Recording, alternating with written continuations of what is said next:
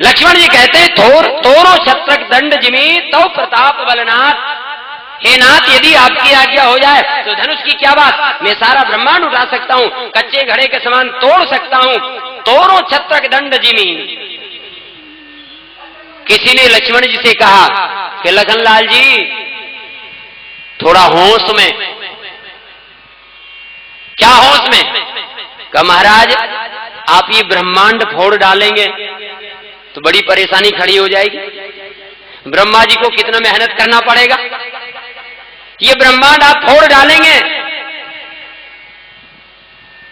लक्ष्मण जी ने कहा चिंता की बात नहीं है, हम फोड़ डालेंगे तो चिंता किस बात की, बनाने वाले तो हमारे बगल में खड़े। राम जी रोम रोम प्रति लागे कोटि कोटि ब्रह्मांड, जिनके रोम रोम में करोड़ों करोड़ों ब्रह्मांड लगे हुए हैं।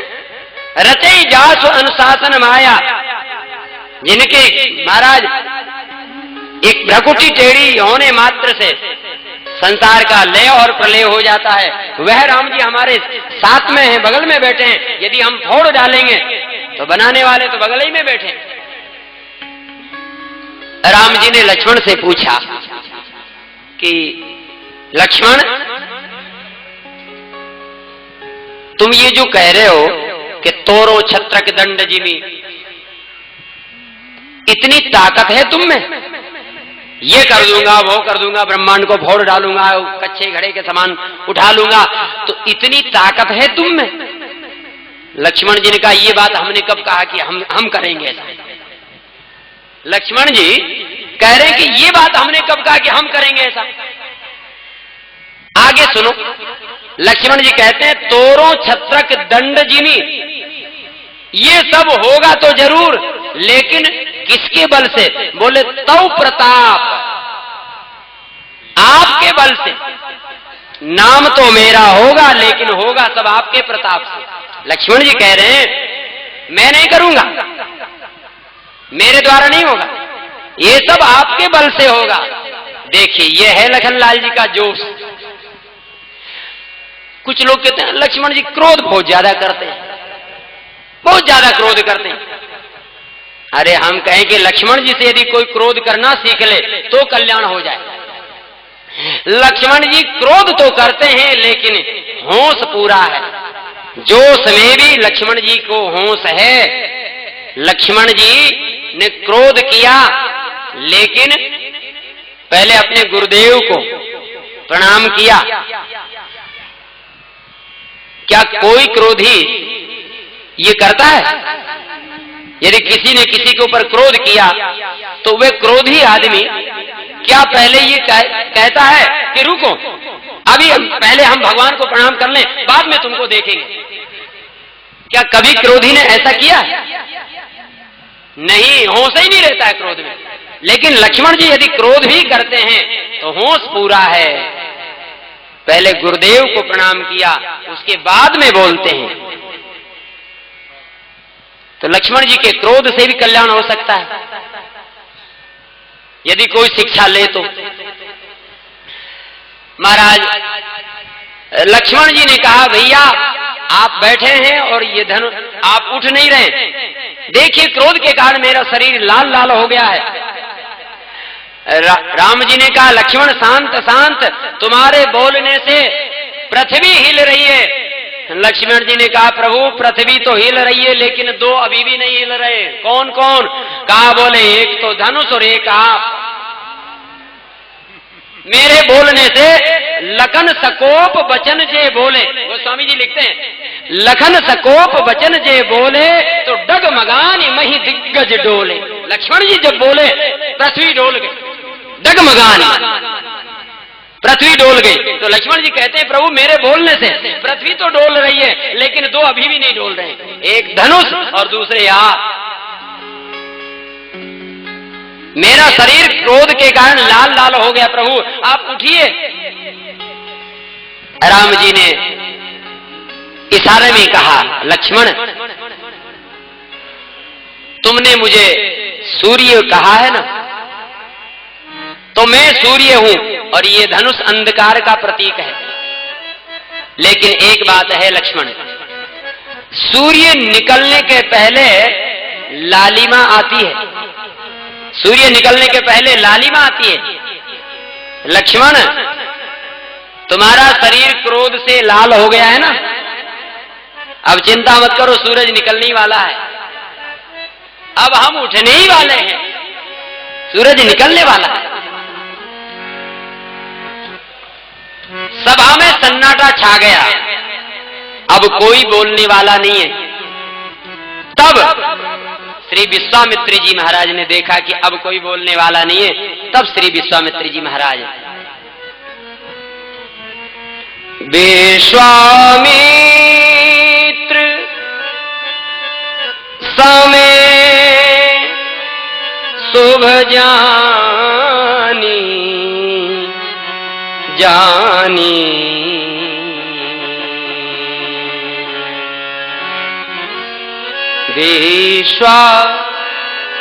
विश्वामित्र समय शुभ जानी,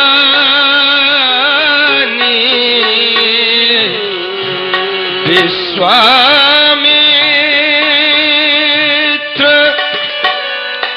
समय शुभ जानी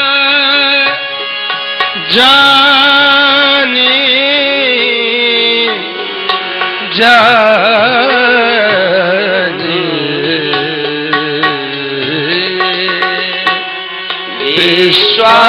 विश्वामित्र समय शुभ जानी,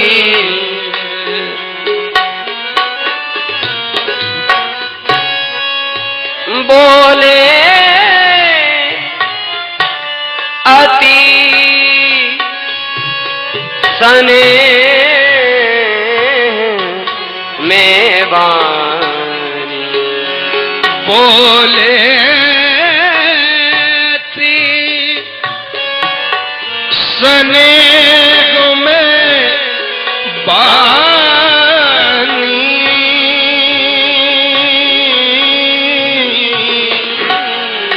वाणी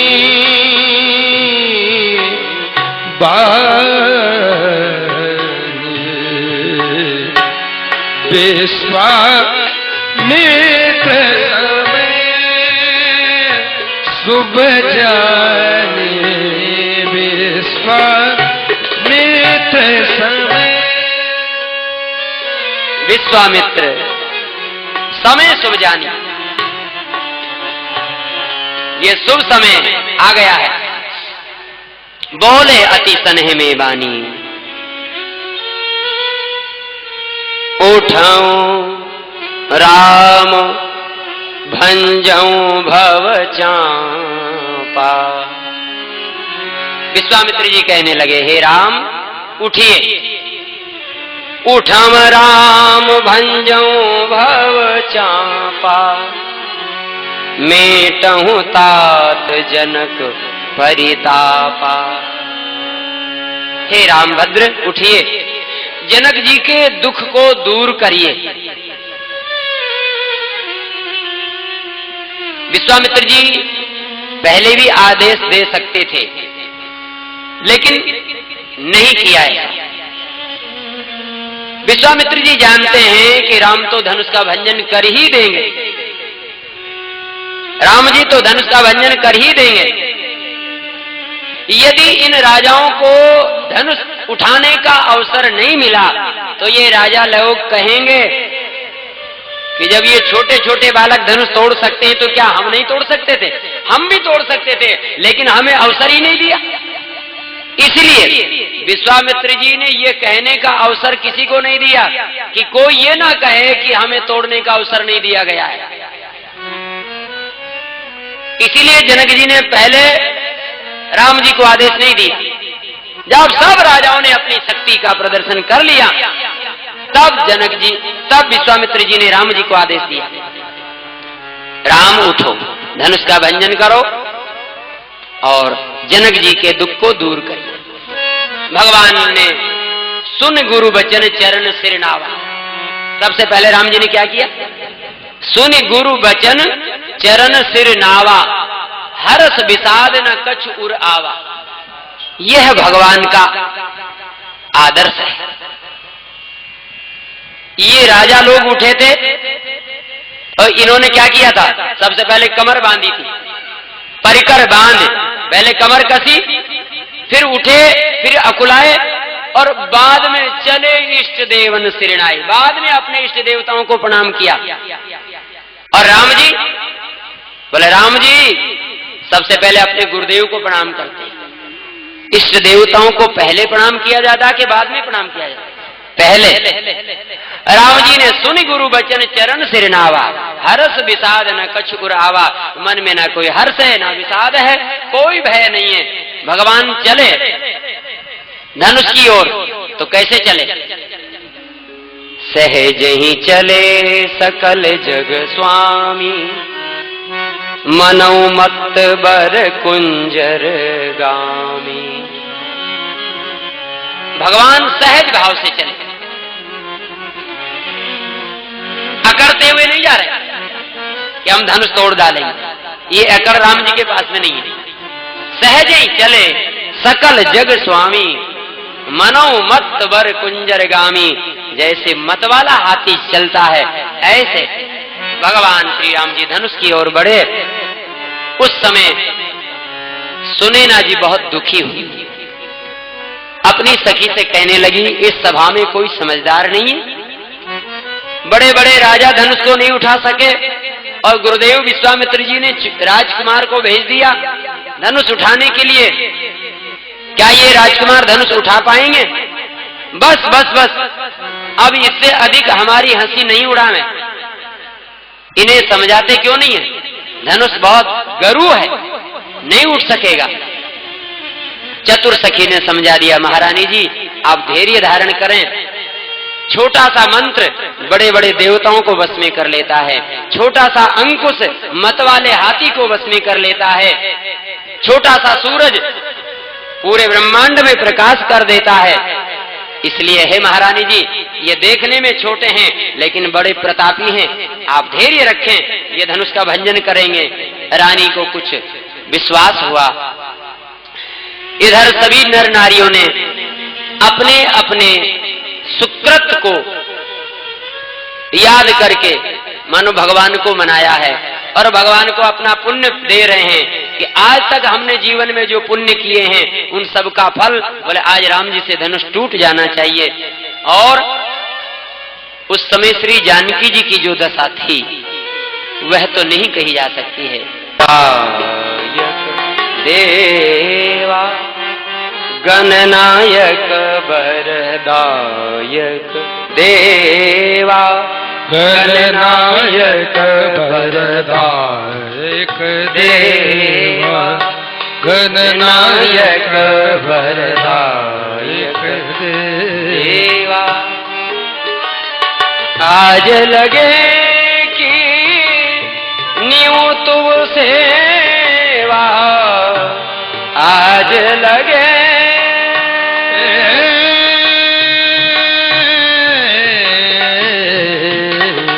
गणनायक वरदायक देवा, गणनायक वरदायक देवा, गणनायक आज लगे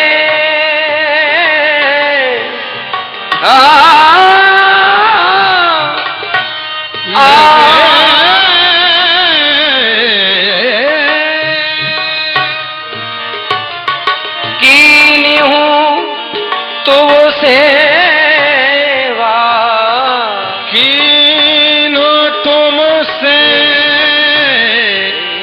सेवा,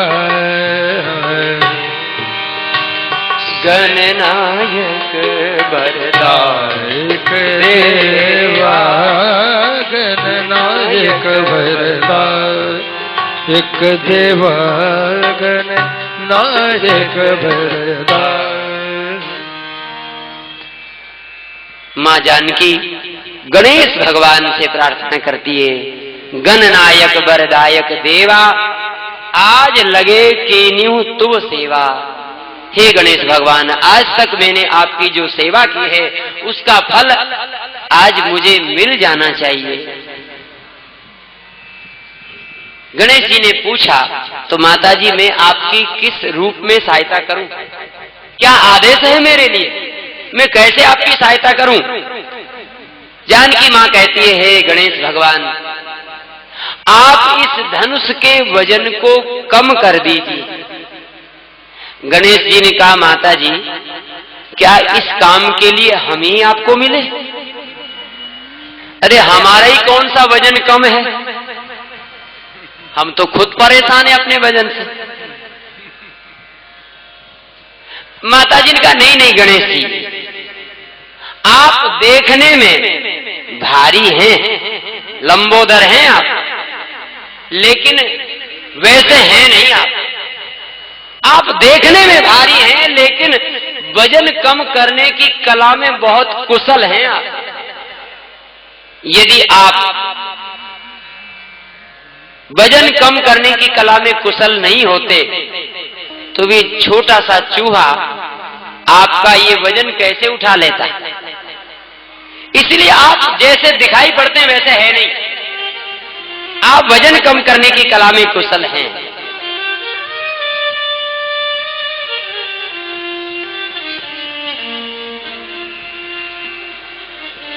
महाराज जानकी जी को विश्वास अभी नहीं हो रहा है। शंकर भगवान से प्रार्थना किया, भोलेनाथ आप अपने धनुष को आदेश दे दीजिए, ये हल्का हो जाए। पार्वती जी से प्रार्थना किया। जब और कहीं मन नहीं टिका तो जानकी जी अब भगवान शिव के धनुष से ही प्रार्थना करने लगी। अब मोई शंभु चाप गति तोरी, अब मोई शंभु चाप गति तोरी, अब मोई शंभु चाप गति तोरी, अब मोई शंभु चाप गति तोरी।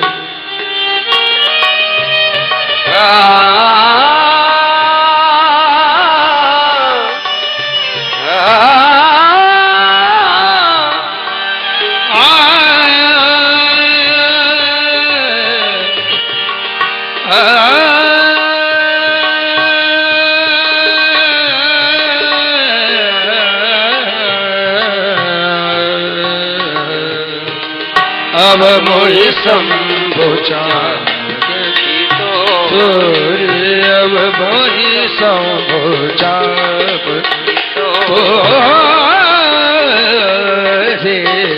अब मोहि शंभु चाप, हर शंभु चाप, हर शंभु चाप।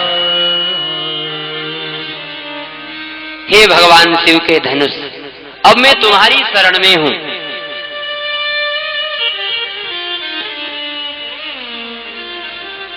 आप अपने वजन को कम कर लीजिए। धनुष से कहा जानकी जी ने, रे धनुष तू हल्का हो जा। तो धनुष ने कहा कि माता जी ये हल्का होना तो बेइज्जती वाला काम है। हल्का होना, अपने आप को छोटा साबित करना, तो ये तो बेइज्जती वाला काम है, और वो भी सबके बीच में। अकेले में तो हर व्यक्ति अपने आप को छोटा मान सकता है, लेकिन समाज के बीच में कोई भी व्यक्ति अपने को हल्का नहीं समझता है, पसंद नहीं है उसे हल्कापन। तो जानकी जी कह रही हैं कि रे धनुष तू हल्का हो जा। तो धनुष ने कहा कि माता जी ये हल्का होना तो बेइज्जती वाला काम है, सबके बीच में हल्का हो जाऊं। जानकी जी ने कहा तू सभा को क्यों देखता है, सभा को मत देख, फिर किसको देखना है? ये बता तेरा वजन उठाने आ कौन रहा है? बोले रघुनंदन आ रहे हैं, राम जी आ रहे हैं। जानकी जी ने कहा धनुष, अरे जिसका वजन उठाने के लिए स्वयं राम जी आ रहे हैं, वह भी यदि चिंता के बोझ से हल्का नहीं होगा तो कौन हल्का होगा? जिसकी सारी जिम्मेदारी, जिसका वजन उठाने के लिए स्वयं भगवान आ रहे हैं, उसको भी चिंता। तो तू सभा को मत देख, राम जी को देख। तो धनुष ने कहा कि माताजी फिर इस वजन को ले कहां जाए, कहां रख दूं इसे? तो जानकी मां कहती कि निज जड़ता लोगन पर डारी। अरे धनुष, तू अपनी जड़ता को इन लोगों के ऊपर डाल दे। क्यों? क्योंकि ये बहुत हल्के हैं, जरा जरा सी बात में हिल जाते हैं। थोड़ी सी तो वजनदारी आ जाए, तू अपना वजन इनके ऊपर डाल दे, थोड़ी गंभीरता आ जाए इनमें। ये बहुत हल्के हैं, बहुत ओछे हैं। निज जड़ता लोगन पर डारी, अपनी जड़ता को इन लोगों के ऊपर डाल दे और तू हल्का हो जा। होई हरुई रघुपति ही निहारी। तो धनुष ने कहा कि माताजी फिर बता दीजिए मुझे कितना हल्का होना है। 10 किलो का हो जाऊं? का नहीं नहीं, ये तो बहुत ज्यादा है। तो कब 5 किलो का हो जाऊं? का ये भी बहुत ज्यादा है। 2 किलो का हो जाऊं? नहीं नहीं, और कम। 1 किलो का हो जाऊं? का नहीं, और कम। आधा किलो का हो जाऊं? का नहीं, और कम। धनुष ने कहा तो फिर माताजी अब आप ही बता दीजिए कितना हल्का होना है मुझे, मैं उतना ही हल्का हो जाऊं। कितना हल्का होना है? अरे 100 ग्राम का हो जाऊं? कहा नहीं, और कम। 50 ग्राम का हो जाऊं? ना, और कम। धनुष ने कहा तो माताजी एक निवेदन है, क्या राम जी में इतनी भी ताकत नहीं है? 50 ग्राम भी नहीं उठा सकते? जानकी जी ने कहा नहीं उठा सकते। आपको कैसे पता कि ये 50 ग्राम भी नहीं उठा सकते? जानकी मां कहती है कि मैंने मेरे प्रभु को फुलवारी में देखा था पहली बार। कैसे देखा था? बोले भाल तिलक श्रम बिंदु सुहाए। इनके हाथ में एक दोना रखा हुआ था और उसमें 4 फूल रखे हुए थे। और वो भी कब की बात है? कबल सर्दी के दिनों में सवेरे सवेरे कौन सा पहाड़ उठाया था? केवल 4 फूल ही तो उठाए थे। तो अब विचार किया जाए, मान लो गर्मी का मौसम हो तो चलो मान भी लिया जाए, लेकिन सर्दी का समय है। सर्दी के दिनों में सवेरे सवेरे, वह भी दोपहर में हो तो चलो कोई बात नहीं, सर्दी में भी दोपहर में पसीना आ जाता है, लेकिन सर्दी के दिनों में सवेरे सवेरे कौन सा मेहनत का काम किया था? फूल तोड़े थे। तो फूल तोड़ने से और फूल का वजन उठाने से जिनके मस्तक पर मुझे दिखाई पड़े थे, क्या? बोले भाल तिलक श्रम बिंदु सुहाए। मस्तक पर पसीने की बूंदें मुझे दिखाई पड़ी थी। तो मुझे लगता है कि रघुनंदन कुछ उठा नहीं सकते। इसलिए तुझे हल्का होना है, और इतना हल्का होना है कितना? बोले होई हरुई रघुपति ही निहारी। देख ले तेरे सामने खड़े हैं, तू इनके बल का अनुमान लगा ले। तेरे सामने खड़े हैं, कोई दूर नहीं है, तेरे सामने खड़े हैं राम जी, और तू इनको देख करके इनके बल का अनुमान लगा ले। मैंने तो अनुमान यही लगाया है कि इनमें कोई बल है नहीं। भाल तिलक श्रम बिंदु सुहाए, 2 फूल उठाने से पसीना आ गया था, तो इसलिए तेरे सामने खड़े, तू अनुमान लगा ले कितना हल्का होना है कि तुझे। इसका तात्पर्य जानकी जी कहती हैं कि तुझे अपने आप टूटना, राम जी को तोड़ना नहीं पड़े, तुझे अपने आप टूटना है। राम जी का केवल नाम होना चाहिए। जैसे ही राम जी तेरा स्पर्श करेंगे बस टूट जाना, तुझे अपने आप टूटना है। क्यों टूटना है? क्योंकि तूने अपने जीवन में बहुत हत्याएं की होंगी, बहुतों का तूने वध किया है, बहुत तुझे अपराध लगे हैं। तो आज राम जी के कर रूपी तीर्थ में अपने जीर्ण शीर्ण शरीर को त्याग करके अपने पापों का प्रायश्चित कर ले, तुझे मिल जाएगी मुक्ति। रे धनुष, तुझे मिल जाए मुक्ति और मुझे मिल जाए रघुनंदन। तेरा भी काम बन जाएगा, मेरा भी काम बन जाएगा। इसलिए तुझे टूटना है, राम जी को तोड़ना नहीं पड़ेगा। तो अब आप विचार करें, जानकी मां ने धनुष को आदेश दिया है और जिनके आदेश का पालन भगवान शिव करते हैं।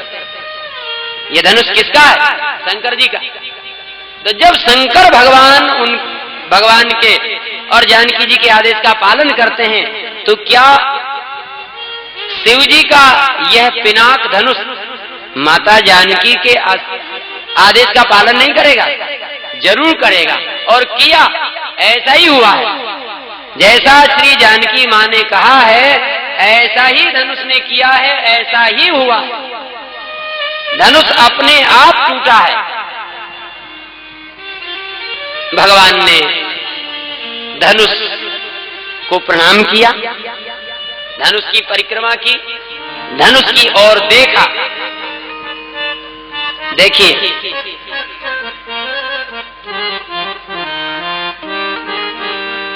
सियई बिलो की तक्यूं धनु के, सियई बिलो की तक्यूं धनु के, सियई बिलो की तक्यूं धनु के से, सियई बिलो की तक्यूं धनु देखे, चितहु गरु लघु ब्याल जैसे, चितव गरु लघु ब्याल जैसे, चितव गरु जसु ब्याल जैसे।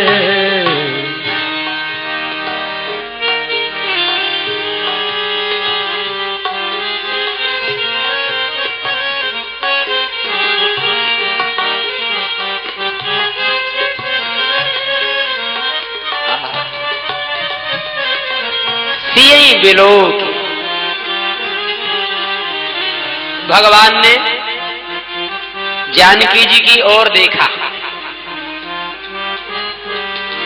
यहां पर संतों, मिथिला के जो रसिक संत हैं उनका भाव है, मिथिला के संतों का भाव है जानकी जी के पक्ष से, राम जी के पक्ष से नहीं, जानकी जी का पक्ष ले रहे हैं। तो मिथिला के रसिक संत कहते हैं कि राम जी ने जानकी जी की ओर देखा, धनुष तोड़ने के पहले, धनुष को उठाने के पहले सियई बिलो की, जानकी जी की ओर देखा राम जी ने। ऐसा क्यों? जानकी जी की ओर राम जी ने देखा इसलिए, राम जी को अभी संदेह था, पता नहीं धनुष टूटेगा कि नहीं टूटेगा। गुरुजी ने भी कहा था ईस का धो दे बड़ाई, गुरुजी ने भी यही कहा था कि पता नहीं किसको विधाता यश देते हैं। हे भगवान, धनुष पता नहीं उठता है कि नहीं उठता है। तो फिर श्री जानकी जी की ओर देखा और जानकी जी की ओर देख करके उनसे शक्ति मांगी है राम जी ने। और जब जानकी जी की ओर से शक्ति मिल गई, तब गोस्वामी जी लिखते हैं, सियई बिलो की तक्यों धनु कैसे। पहले जानकी जी की तरफ देखा, देखने का मतलब जानकी जी से शक्ति लिया है, सियई बिलो की। और तक्यों धनु कैसे, धनुष की ओर देखा कैसे, बोले चितऊ गरुई लघु ब्यालई जैसे, जैसे गरुड़ एक छोटे से सर्प की ओर देखते हैं, बोले ऐसे भगवान ने उस धनुष की ओर देखा। और लक्ष्मण जी ने देखा, लखन लख्यों रघुवंश मणि ताक्यों हर को दंड।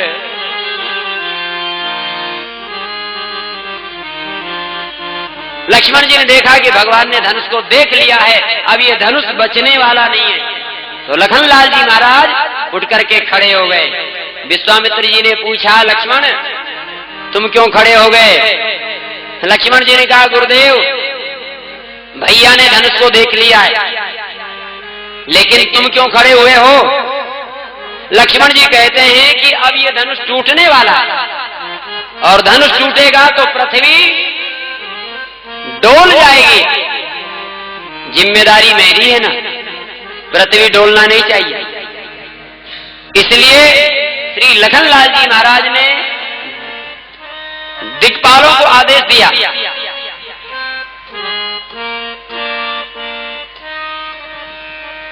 दिक्पालों सावधान होकर के पृथ्वी को पकड़ लो। राम चहे शंकर धनु तोरा, हो सजग सुनी आयस मोरा। दिस कुंजरों कमट अहि कोला, धरों धरन धर धीर न डोला।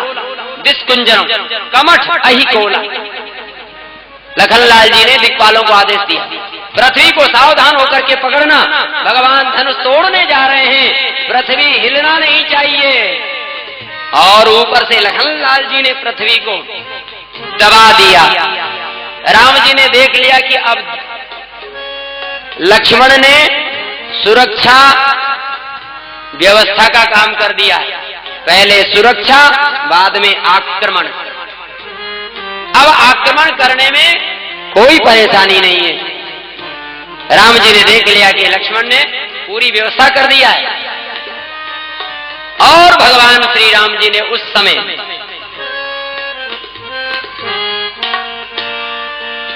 गुरु ही प्रणाम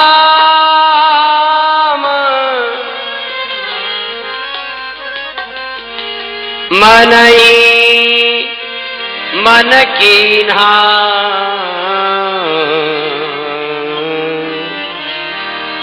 गुरु ही प्रणाम मन ही मन कीन्हा।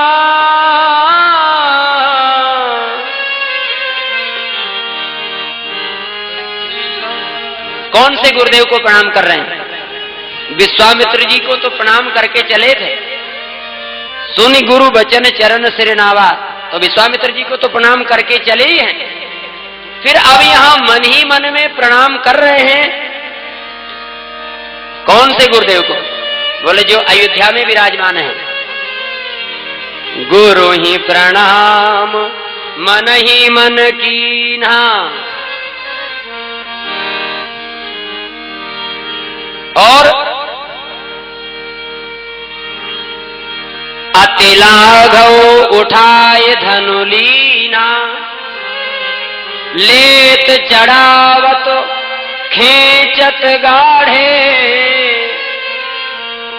काहू न लखा देख सब ठाड़े। देख सब ठाड़े,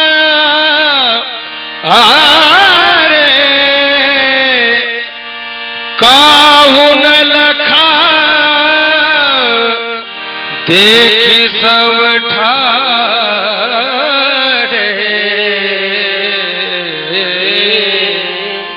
देख सब ठाड़े, तीछन राम मत धनु तोरा, छन राम मध्य धन तोड़ा तेछन राम मत धन तोरा छन राम मध्य धन तोड़ा भरे भुवन धुनि घोर कठोरा भय भुवन धोनी